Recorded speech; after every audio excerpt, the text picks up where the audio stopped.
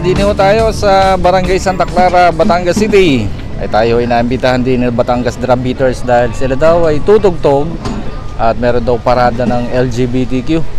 Ay siyempre, di bahagi pa rin ho ito ng celebration ng LGBTQ month or Pride month. Ay dumating ho sila din mga bandang alas 2 ng hapon. Ay di ngayon ho ay nagsaset up.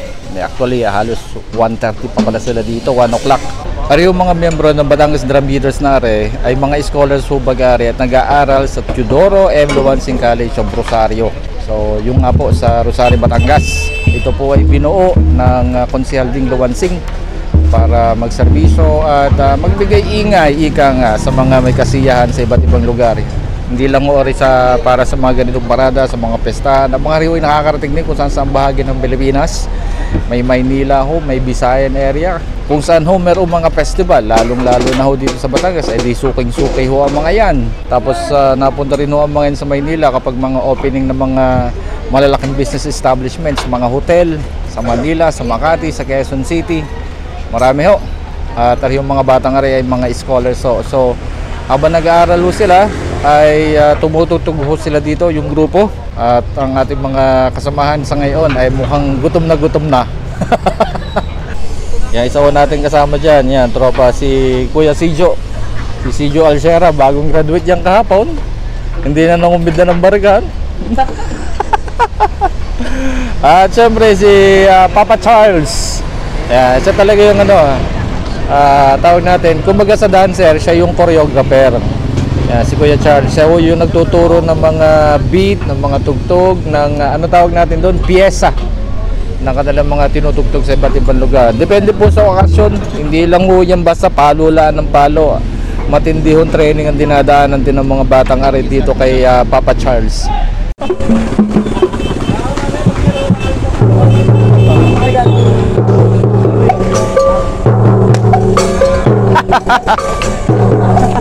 Naging hati-hatihan tayo pare.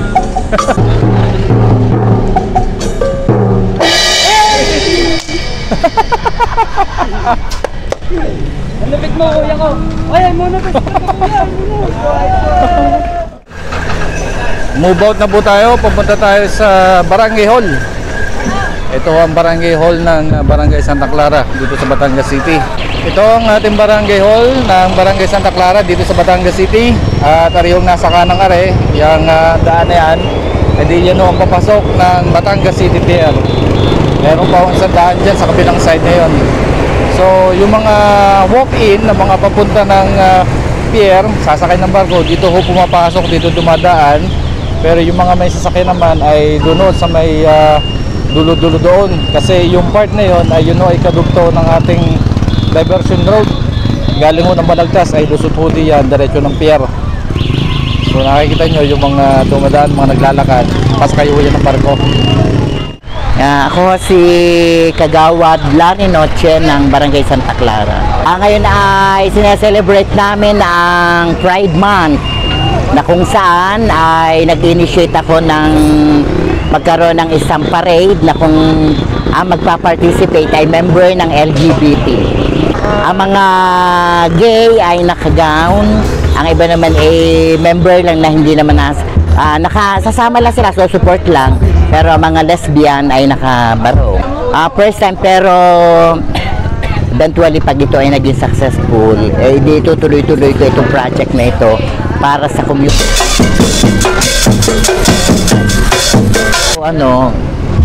Let's see, dahil marami nag-confirm sa akin pero malalaman natin mamaya pag naroon na sa venue. Kasi ang mga LGBT community, ito na po tayo, nag-conduct kami ng isang programa na kung saan pinahalagahan ang LGBT na tayo ay tanggap na ng ating lipunan at tayo talaga ay equal na ang pagtingin sa atin, kaya go for it yung mga ka-LGBT. I'm Sir LJ Morana from Tigaso Rosoro Integrated School. Pride Month. Syempre, para i-promote ang diversity at equality ng mga LGBT sisters and brotherhood. I wish that this event will be continue, prosper at mas lalo pang palakasin para sa mga member at lahat ng, hindi lang LGBT, pati ang buong Barangay Santa Clara. Ang aking message ay keep up the good job, continue to inspire, lalo na yung mga new members na may pagpatuloy ang ganitong klase ng event. Magandang hapon po, si Kagawad Hari Pagkalawagan po aray. Ako sa ano kang magandang mensahe. Hindi ko naman Anong naisahin para din sa kanila?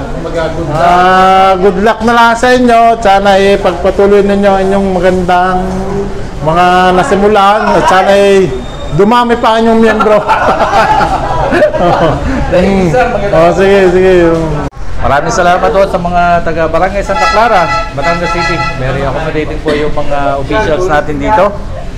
At sana'y makabalikod din ang Batangas Drum Beaters. Si Kuya Charlie. Mahihiyain ayaw magpa-interview ni Kuya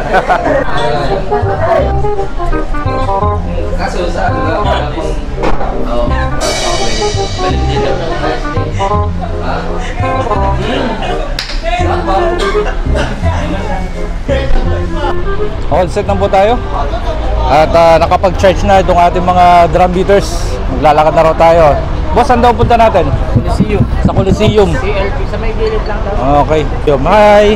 Interviewin natin itong babaeng ito kasi nag-iisang babae ito eh. Halika nga Ining, halika. Bakla din ba yan? Actually, drum beater din po yan. Si ate. Ano pangalan ni ate? Sunshine, Tulaylay, Bagting. Sunshine, Tulaylay, Bagting. Aba, kompleto. Pwede kang umarap. Yun! Yun! Yun!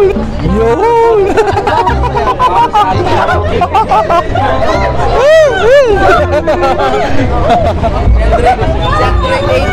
Sino? Android 18. Android 18. Napagtripan tuloy siya. Nandito daw siya, no? Si Clearing. Krillin. So yan.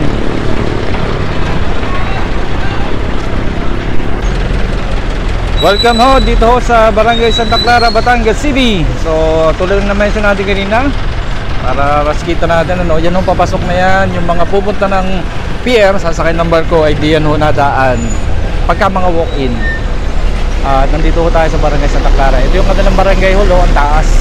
Ilang floor ba yan? 1, 2, 3, 4, 5, 6 na floor na barangay hall ng Barangay Santa Clara. Medyo malayo-layo daw yung Coliseum kaya isasakay na muna natin itong ating mga dala-dala.